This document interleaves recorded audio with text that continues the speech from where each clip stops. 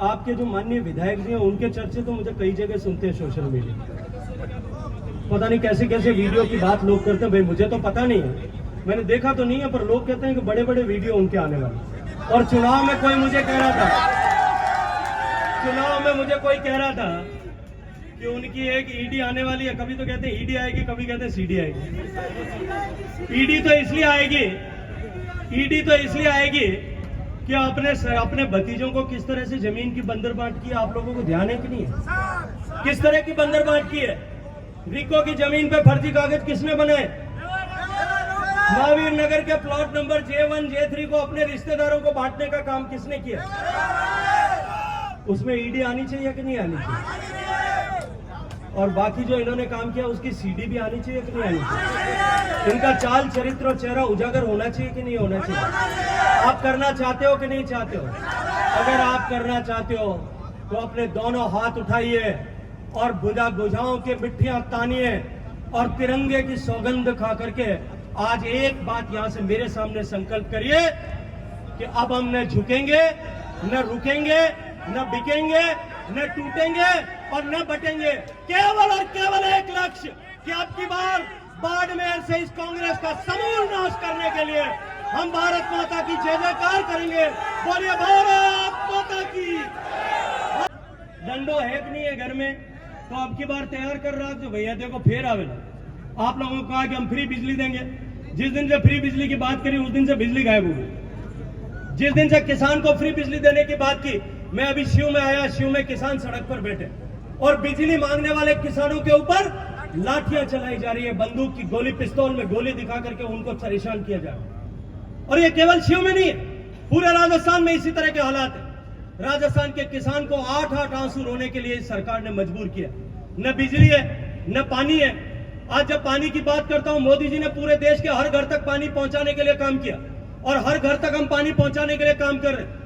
आज मुझे प्रसन्नता है कि जो 3 करोड़ से हमने काम प्रारंभ किया था कि 3 करोड़ घरों तक पानी पहुंचता था 2019 में, आज सुबह 9:30 बजे जो है हम 13 करोड़ के आंकड़े को छू गए। 10 करोड़ माताओं बहनों के सिर पर से मटके का बोझ उतारने का काम नरेंद्र मोदी जी ने किया। राजस्थान को मैंने 30,000 करोड़ रुपया दिया, लेकिन 30,000 करोड़ रुपया देने के बाद में भी जो देश में सबसे ज्यादा संसाधन मैंने राजस्थान को दिए, लेकिन उसके बाद में भी आज जिस तरह के हालात है कि राजस्थान देश में नीचे से तीसरे चौथे नंबर पर संघर्ष कर रहा है। बाड़मेर में 4,67,000 घर है। उन 4,67,000 घरों में से अब तक केवल 1,27,000 घरों तक पीने का पानी पहुंचा, मात्र 1,27,000 घरों। 25% भी नहीं पहुंचा पाए। देश 67% तक पहुंच गया, राजस्थान 25% तक भी अभी नहीं पहुंचा। ये बाड़मेर 25% तक नहीं पहुंच पाया, राजस्थान भी कोई 40% से नीचे संघर्ष कर रहा है। आज गोवा है जो में 100% घरों तक पीने का पानी पहुंच गया।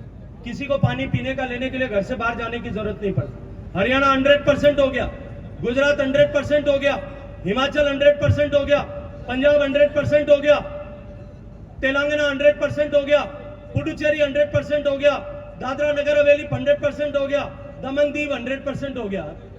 जब सब 100% हो सकते थे, सबसे ज्यादा पैसा दिया इनको, ये क्यों नहीं हो सके? ये इसलिए नहीं हो सके कि इनको उसमें मलाई काटनी थी, चांदी कूटनी थी। ये उसमें भी भ्रष्टाचार कर रहे थे। ईडी आई है, 3-4 तो चले गए, मंत्री जी के खास आदमी 3-4 अंदर है, और अभी मुझे लगता है कि ये तो अभी तो शुरुआत हुई है, कई सारे लोग पीछे जाने वाले। जिसने राजस्थान की माताओं बहनों के सिर पे से मटका उतारने का जो पुण्य का पैसा मोदी जी ने दिया था, उसमें भ्रष्टाचार किया, उसके हलक में हाथ डाल करके उसका पैसा निकाल करके माताओं बहनों को पानी पहुंचाने का वादा हम आपके सामने करने के लिए। मित्रों, मैं आज आप सबका आह्वान करते हुए एक बात करना चाहता हूं। मैं अभी जब यहां आ रहा था, उस रथ पर खड़े थे, आप लोग स्वागत कर रहे थे। मैंने कैलाश जी को पूछा, मैं कहा यार कैलाश जी, इस बाड़मेर में नगर पालिका मुझे ऐसा लगता है कि कांग्रेस की है। तो उन्होंने कहा भाई साहब आपको कैसा लगा?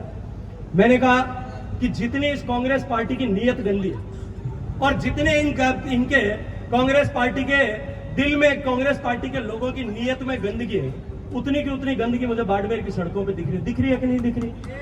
और मेरे को एक पत्रकार ने पूछा कि आपको राजस्थान की सरकार कैसी चल रही है, इसके बारे में कोई टिप्पणी करनी है क्या? जब मैं आ रहा था यहाँ पे, तो मैंने कहा कि उस विवेकानंद चौराहे पे सड़क की हालत देख लो, वैसी चल रही है। 1-1 फुट के खड्डे पड़े, शहरों के बीच में इस तरह के हालात है। और आपके